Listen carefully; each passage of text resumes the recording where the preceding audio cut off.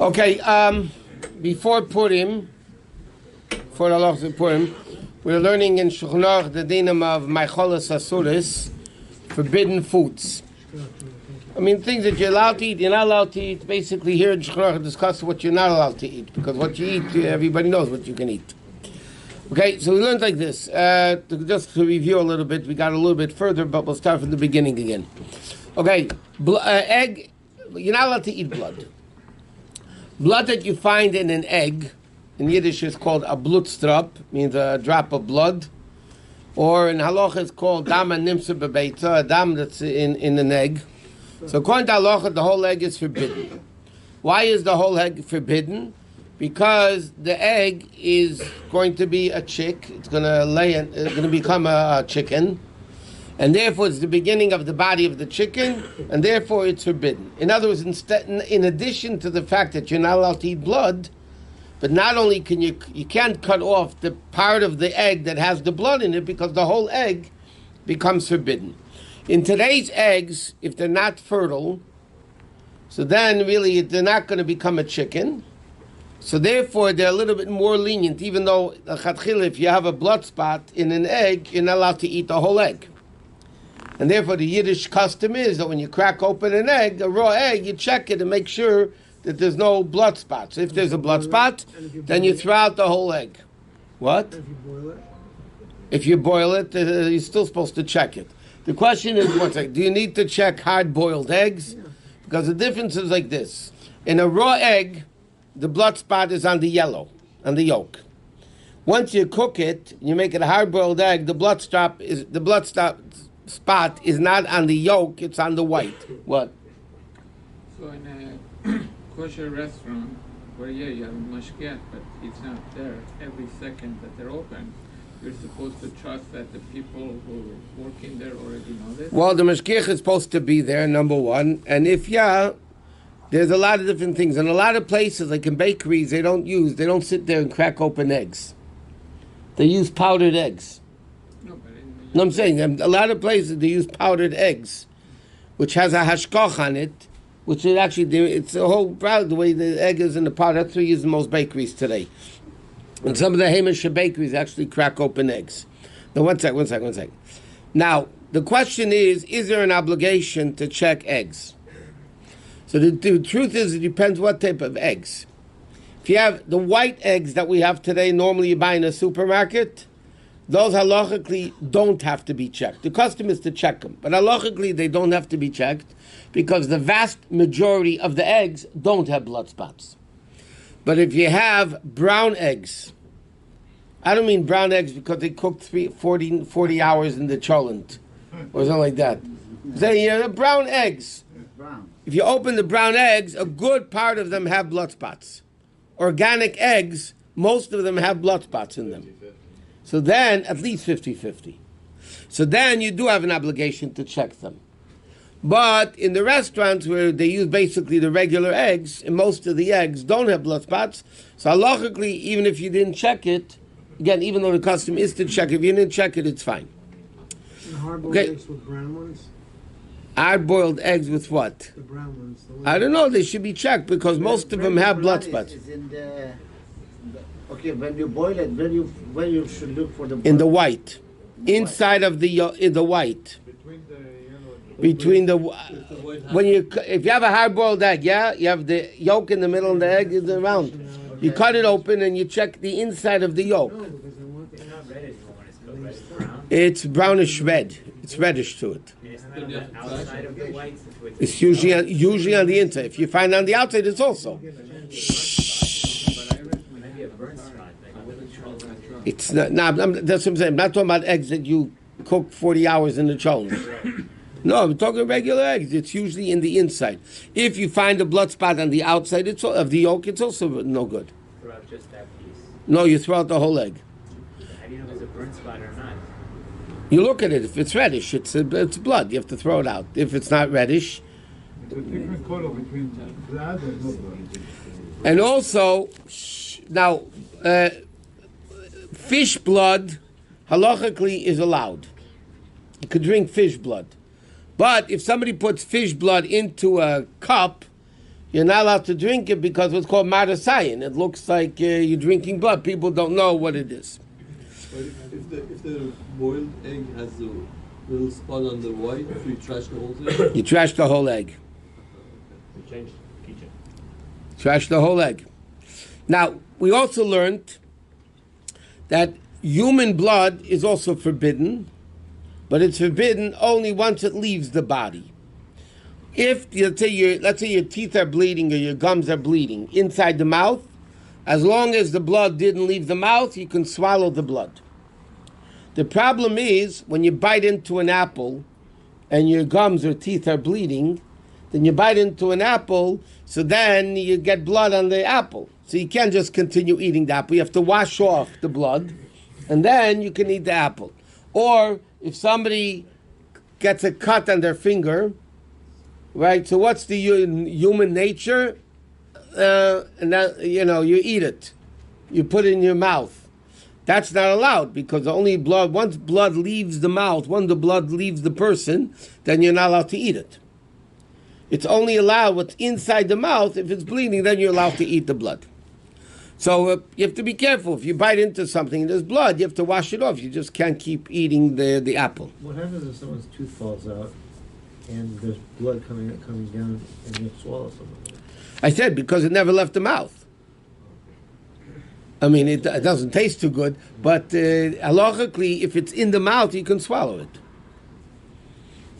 I mean, I don't know if a person likes to swallow blood, but... No, I never likes it. Okay. Okay, what? Somebody is in the hospital, they give him blood. Not in the mouth. Not to the mouth, but to his body. Yeah. You're allowed to have a blood transfusion. You can have blood, whatever, but you can't eat it. They don't give you blood in a hospital unless if it's a Dracula or... If you have a cut on your finger, can you suck it and then... No, that's what I'm saying. If you have a cut on your finger, you can't suck it. You can suck it and then No. spit it out? No. A moil does that by mitzitza. He does mitzitza, sucks out the blood, he spits it out. But otherwise, you're not supposed to do it. But how about steak that has a lot of blood on it? Sometimes they have very rare steaks. They have very rare steaks that have a lot of blood on it. So Steaks or chicken or meat that was kashered properly and have red stuff on it, it is not called blood in halacha, it's called moil, which is the juice of it. It's the juice of the meat, which happens to be red. And that's not blood in any way whatsoever. That you're allowed to eat. If it wasn't kosher, the reason why you have to kosher meat is because you're not allowed to eat blood. That's why you kosher meat, that the salt takes out the blood, and then you're able to eat the meat. But once you kosher it, and there's redness on the meat, that's not called blood, that's called the juice of the meat. Okay, next. Meat and milk. By the way, all these we learned already 2 months ago, and it's like we learned it again. Meat and milk is forbidden in 3 things. The Torah says 3 times, Lo sevashal gedi b'chal levimo. You cannot cook a kid in its mother's milk. Okay? So from there, the Torah says, the fact that the pasuk says it 3 times. So one teaches us you can't cook it, because the Torah says don't cook it. You can't eat it, and you can't benefit from it. It's halachically forbidden to benefit from meat and milk. Which means, in many different things, well, let's go first, step by step. You're not allowed to cook meat and milk. Which means, by the way, if you are a chef in somebody's house, or in a restaurant, okay, that has meat and milk, which everybody does today, you're not allowed to cook it even if you're not planning to eat it. Even if you muzzle your mouth that you're for sure not going to eat it, the actual cooking of meat and milk is biblically forbidden. Secondly, you're not allowed to eat it. You can't eat meat and milk. Thirdly, you can't benefit from meat and milk. What do you mean you can't? You cannot have, even as a job. Let's say it's Jew, but he's working in a non-kosher restaurant. We've discussed already. A Jew in a non-kosher restaurant as a chef is not allowed to, because number one, they're going to be cooking meat and milk. Number 2, there's always a fear he's going to taste the food. A chef always tastes the food, right? So he's going to be cooking treifa cheeseburger soup, whatever, which is meat and milk together, and then he's going to taste it to see if it's good or not, if he needs more salt. So then, that itself is forbidden. And thirdly, you're not allowed to benefit from meat and milk, which means if you have a meat and milk thing, you're not allowed to sell it. Which means, what's that? Even if, let's say, you own a restaurant, that's a non-kosher restaurant, and you're not even walking into the place. You have workers, goyim, everybody's goyim, and they're gonna do and they're gonna, you just get the profit. You're not allowed to because you're benefiting from meat and milk. And it's forbidden to benefit from meat and milk. Which, by the way, is another practical din. For those that have dogs, those are the creatures in Beverly Hills that are better than people. If you have a dog, and you look at the dog food, or cat food, for that matter, a lot of them have meat products and milk products. If it has meat and milk products, and the meat, and this is an interesting halacha, the meat has to be meat of a kosher animal. For instance, if you have beef from a cow in the dog food, and milk products, which by the way could mean whey, it could mean a lot of things could be milk, so then you're not allowed to feed it to your dog. Why? Because you can benefit from it. Feeding your dog is benefit. So if your dog food or cat food or any food has meat and milk together, you're not allowed to feed it to your animal. But, the interesting halacha, what happens if the meat that's in the dog food is like pig meat, or camel meat, or horse meat, or non-kosher animal meat, so then, and it's mixed with milk, so then you are allowed to benefit from it. You can't eat it, but you're allowed to benefit from it. So if your dog food has, let's say, pig meat, whatever they call it, pig meat and milk, so then you're allowed to benefit. But if it has beef and milk, then you wouldn't be allowed to benefit from it. And therefore you wouldn't be able to feed it to your animal. Or give it away as a present. Or for that matter, give it away as a present. I'll give you an example. What happens if somebody gives you a present, meat and milk together? Somebody comes to your house, they don't know, they give you a cheeseburger. Okay? A cheeseburger is meat and milk cooked together. So then you say, okay, Kenny, I'll give it to my guy, to my housekeeper. You're not allowed to give it to your housekeeper because that giving a present to somebody creates a good feeling between you, and therefore that's called benefit, and therefore you wouldn't be allowed to do that either. Can't give it to the hand. If it's your dog, no.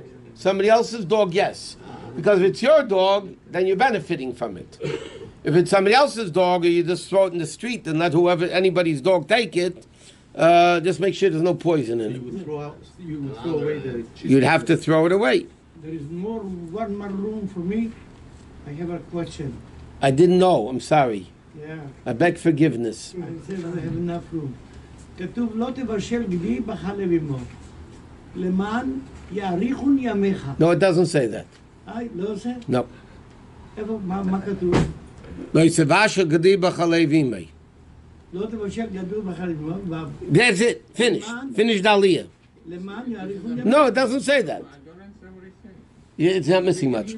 למען יאריכון ימיך is by kibbut avayim and by shiluach hakein. זהו זה. אני מכבד את האבא והאמא. האבא שלי שלח אותי לעץ, להגיד ליונה, I know, so what do you want to... זרק את הביצים and I fell and I died. No. איפה האריכות ימים? So look at the last page in Chulin. The Gemara talks about that. No, I don't want to look. There's no Chulin here anymore. I But, have the answer. Tell us. No, it's in here. It's one of the boxes. that's why... He wants the answer.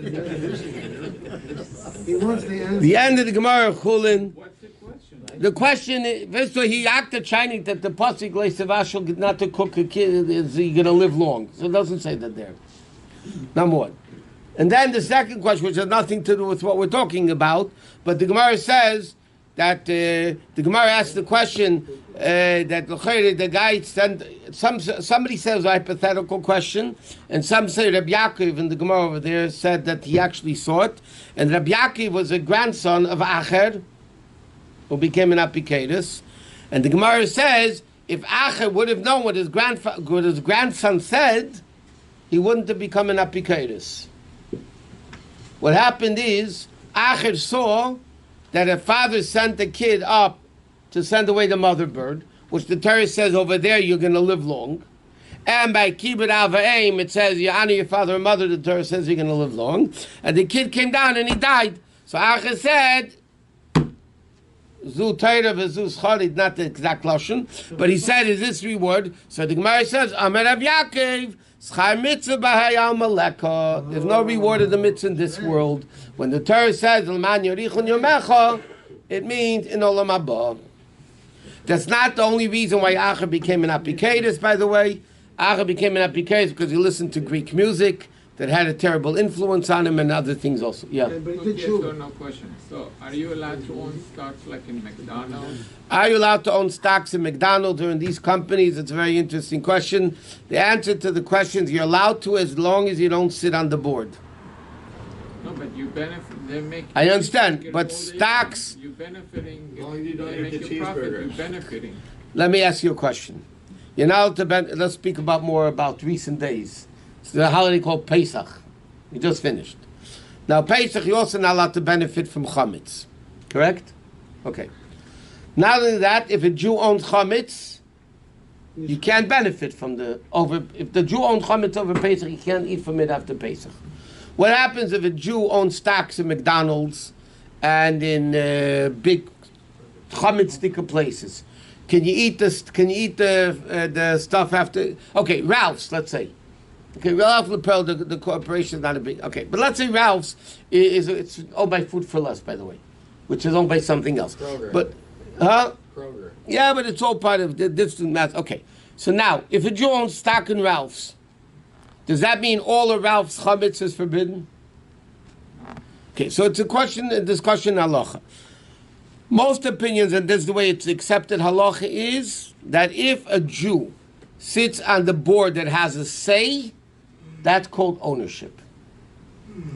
If he just owns stock in a corporation, if he doesn't have, ability to sit on the board and make decisions, that's not called ownership. The voice. And that's the heter of all the places where people buy in the massive corporations after Pesach, because basically no Jew sits. Okay.